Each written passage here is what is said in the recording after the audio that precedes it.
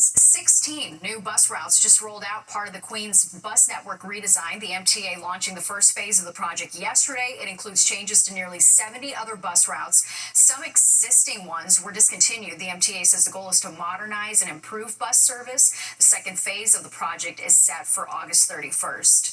In less than 90 minutes, July will be here, and with the new month comes new fare hikes on NJ Transit. Fox 5's Duarte Geraldino is at Newark Penn Station with what you need to know. Beginning July 1st, New Jersey Transit fares will go up by 3%. It may seem modest, but coming just a year after a 15% hike, riders say they're feeling the pressure. Everything is going up, except your pay every year. And then you get taxed more. NJ Transit says it needs the extra money to close a $106 million budget gap. Fewer people ride today than before the pandemic. Ridership is still just 80% of what it used to be, and that means less fare money coming in. Officials expect to collect $980 million this year, and they say this 3% hike is part of how they get there. But many riders told us they didn't even know this hike was coming. They're going to be raising the price of New Jersey Transit? I didn't know that. That's bad. Are you prepared to shell out 3% more every time you ride? Not, but if I have to do it, I have to do it. Last month, NJ Transit engineers went on strike. It was the first commuter rail strike in decades and lasted 3 days, stranding tens of thousands of riders who remember exactly how much that disruption cost them. I take New Jersey Transit Monday through Friday, twice a day. State officials called the strike a wake-up call for the agency and its budget.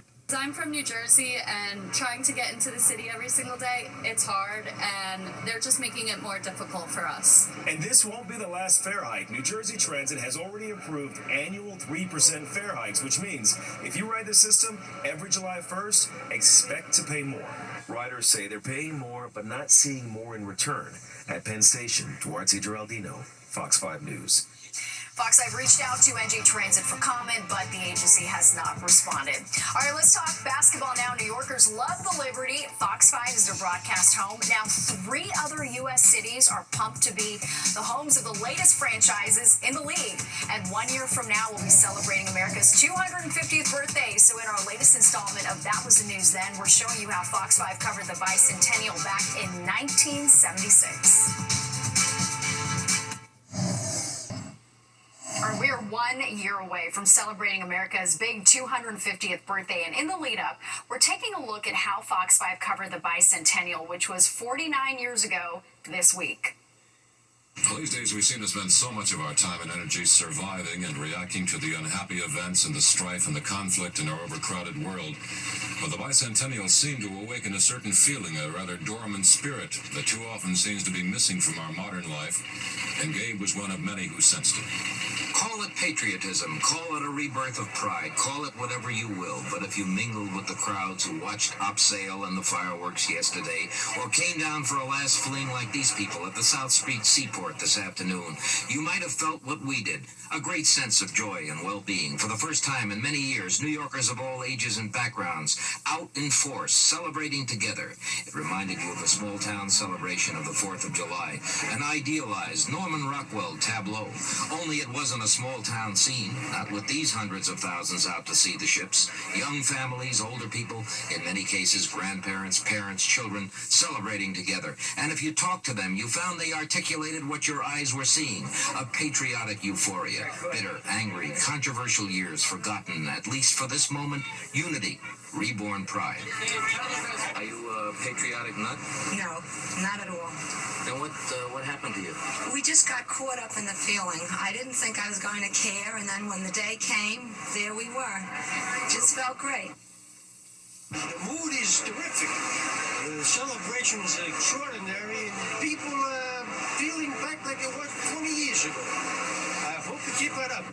I spent 7.5 years at sea, Gabe, and on all the travels around the world, I never saw anything as incredible as this. Just fantastic. Everybody's in the spirit of the birthday mood. Yesterday morning on the train, one lady came in and said, "Happy birthday, everybody," and everybody chimed in and singing "Happy Birthday, America." It was a beautiful spirit. I think people are closer together than they have ever been in a long time. I saw us pulling apart 10 years ago, and maybe people becoming very antagonistic. I think this weekend showed us what we're really like. We're really one. It is a beautiful mood. It is extremely gorgeous. I can't explain it in words, how the feeling gets you inside. I really feel that this is a wonderful country. There's a lot of freedom that no place else is like over here. That people should thank God that they are free and they could do what they want. And so here on South Street, amidst ships that recall the very birth of this seaport city, you found pride in nation and city. Raymond Loewy once described New York as a distillation of the United States, a proof that there is an American civilization, and he spoke of the power, virility, and sense of destiny of New Yorkers. We felt that today. This is Gabe Pressman. And you can watch more of That Was the News Then, 1976, America's Bicentennial, now streaming for free on the Fox Local app. Well, if you're looking for inspiration but hitting a brick wall instead, maybe you should try a nap. The new research and how long you should rest for, plus this. Really? Wait, actually? Yeah. Oh, that's awesome. You can feel the excitement. Those fans reacting to the news that the WNBA is expanding to their city, where it's happening, and the 2 other cities getting their own teams.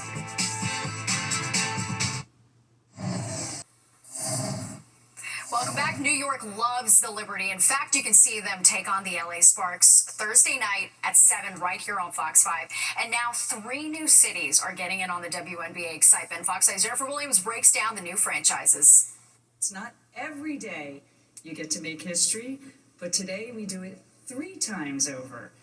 Over the next 5 years, the WNBA is expanding from 15 to 18 teams, with Cleveland, Detroit, and Philadelphia all set to join the league by 2030. This is a bold step forward as we grow our footprint, create more opportunities for players, and inspire the next generation of fans around the globe. And we couldn't be more excited to do it in 3 of the most iconic sports cities in the country. Here's the reaction from fans in Detroit who will get to cheer on their respective squad in 2029. Yes! That's exactly what I did. As for Philly fans, they'll have to wait until 2030. Really? Wait, actually? Yeah. Oh, that's awesome. Really? Is this a prank? No, it's not a prank. Wait, that's so exciting. The interest in the WNBA has never been higher. Jane McManus is the author of Fast Track, Inside the Surging Business of Women's Sports. She also covered the Liberty back in 1997, the W's inaugural season, when there were just 8 teams. The iron is hot, and the WNBA needs to be striking now, and they really are doing it. And they found great cities, great bids, great ownership groups. All 3 of the new teams have NBA ownership groups, which each paid a $250 million expansion fee, roughly 5 times as much as Golden State paid a few years ago. The amount that these teams are going for is really high. And think about Golden State as a first-year franchise, was just valued at $500 million. The Liberty, which are packing the Barclays on random Tuesday nights, are now valued at about $450 million. Like, this is just different kind of territory. And the fans are rewarding them with, buying merchandise, going to games, really participating in the community around these teams. Sometimes in women's sports, they're not celebrated as much as they should be, so I think it's wonderful. Toronto and Portland will enter the league in 2026. From the newsroom, Jennifer Williams, Fox 5 News. So exciting. Well, the Knicks are looking for a new head coach. The team fired Tom Thibodeau after the team lost in the Eastern Conference Finals. And as of right now, current Dallas Mavericks head coach Jason Kidd is thought to be the front runner, even though the Mavs have said that Kidd is not available. That's not stopping the speculation. The Dallas Mavericks have said that Jason Kidd is not available. People are speculating that Jason Kidd is waiting on a contract extension from the Mavericks, and so it seems like he is at the top of the Knicks list, just not fully available. And so until then, the Knicks have been canvassing the NBA landscape and the college landscape for potential coaches. Over the weekend, there were also rumblings that the Knicks have had exploratory conversations with current South Carolina women's basketball coach Dawn Staley, who would be a historic choice in the NBA's first female head coach. All right, let's talk weather now as we take a live look outside. Steamy storms could be waiting in the wings for tomorrow night. Nick is here with that update. Hi, Nick. Hi, Natasha. Yes, that is definitely in the cards for tomorrow. It's going to be a more humid day as well. Not making it quite as hot as today. A lot of 90s popped up today. We'll probably stop in the mid and upper 80s tomorrow. A little more cloud cover around. We have some clouds out there now, but we did make it to 90 in Midtown, 71 the low. Again, not a record, but definitely above average here, 84.69. Sunrise 5:28 going down now, 8:31. Yes, those daylight hours are starting to shrink again now that we've passed the summer solstice and heading in through July. 80, and again, it's a mostly cloudy sky, so pretty humid too. Look at dew point upper 60s, pretty uncomfortable. Standard pressure there, 2992. And again, no current advisories at the moment. The air quality alert not in existence anymore. 70 at East Hampton, but still again 80 in Midtown, up to Poughkeepsie there, 81.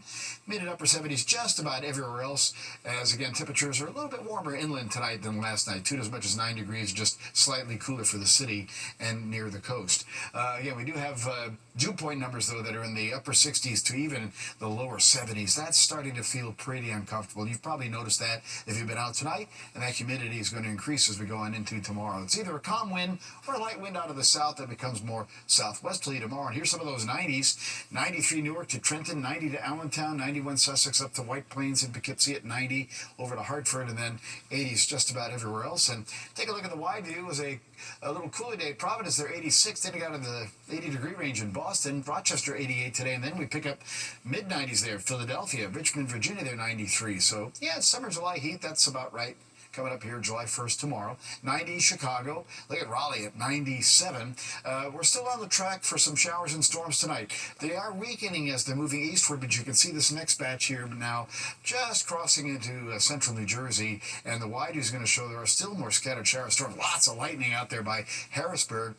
We'll see how much of that holds together, but don't be surprised if you see some showers and see some lightning and thunder as the night goes along. This will repeat itself, though, tomorrow, particularly in the afternoon, as we wait for this cold front to come on through. That cold front now extending from southern Canada to near St. Louis down to almost Oklahoma City. So ahead of that, this is the very warm and humid air. Scattered thunderstorms down into Florida as well. And you're going to see in our futurecast that overnight we'll watch some of those showers and thunder showers kind of move through.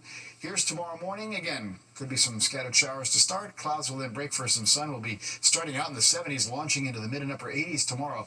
Already, though, by 1 o'clock, some thunderstorms start to appear. But watch as we head into the late afternoon and evening. That's the potential for some of the severe storms to come in, and the threat will last into the early part of tomorrow night. Even Wednesday morning, we may start with some showers.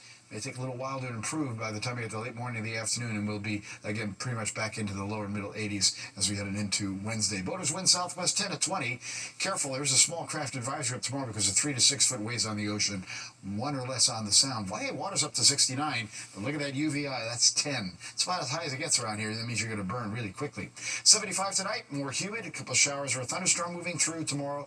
Again, and some showers and storms, particularly afternoon and evening. A humid day, 86, a little cooler at the coast, though. An early shower threat on Wednesday, then some sun at 87. Then it's nice into the holiday weekend. Check that out. 89 Thursday. 4th of July looks terrific this year. Great for the fireworks. Warming up to the 90s again over the weekend. Thunderstorms hold off, though, until Monday. Natasha? All right, sounds good, Nick. Thank you. There's a catchy new name for something we probably all felt at one time or another. We're breaking down FOPO and why it all has to do with fear of being judged. For FOMO, you've got some new competition. It's called FOPO. Fox Eye's Meredith Gorman shows us why more and more of us are living in fear of people's opinions. We've heard of FOMO, but have you heard of FOPO? In terms of hearing about FOPO as an acronym, I've heard it. It's an acronym that stands for Fear of People's Opinions. It involves a fear of being judged or criticized or rejected by others. And experts say it's very common. I think it's probably always been there. We are communal beings, so as a society and as a human, like Homo sapien, as a race, we've constantly been trying to compete with one another. So we both need each other and we compete. So finding peace in that dialectic is really critical. In New York City, that fear of people's opinions ranged across the board from those we spoke to, from caring about what people think to not caring at all. I think we're all afraid of people's opinions, so I think we're all very guarded. I don't think we always talk Completely honestly, do we? So I think it's the New Yorker in me. We just don't care. We just walk around like we don't care. You just have to live life at a certain point. There's too many things to be thinking about. Like, you don't need to be worrying about what everyone's thinking about you. The fear of other people's opinions may have always been a thing, but here's some ways to recognize if you are suffering from it. The expert we spoke to says burnout, discontentment, and not finding fulfillment in things that once brought you joy are signs.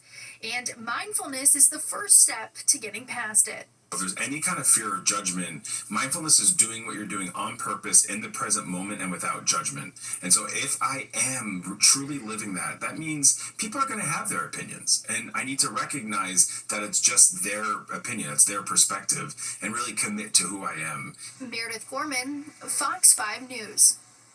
If you're planning a summer cruise, there's a new tax you should know about. Starting tomorrow, cruise passengers will be charged a $5 tourist fee when their ship stops in Mexico. The rate will eventually rise to $21 per passenger over the next 3 years. Travel experts expect about 3,300 cruise ships to stop in Mexican ports this year, bringing about 10 million passengers with them. And if you're on the fence over whether or not to take that power nap, new research shows that it might actually help you make a decision. That new study says a 20-minute nap can bring on sudden insight. In fact, 71% of the participants said that they've found a eureka moment after taking a 20-minute nap. The study was published in the journal PLOS Biology. And there's more of the 10 o'clock news straight ahead. We'll be right back.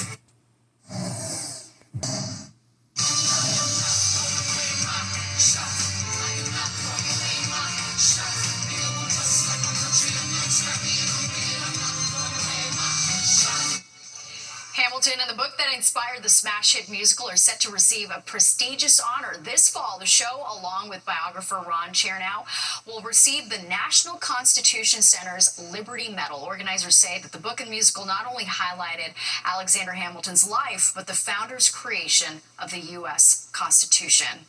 That does it for us tonight. If you've missed any part of the 10 o'clock news, you can always catch an encore on our free streaming app, Vox Local, where you can stream our newscasts anytime. Thank you for joining us. Have a great night. I'll see you tomorrow.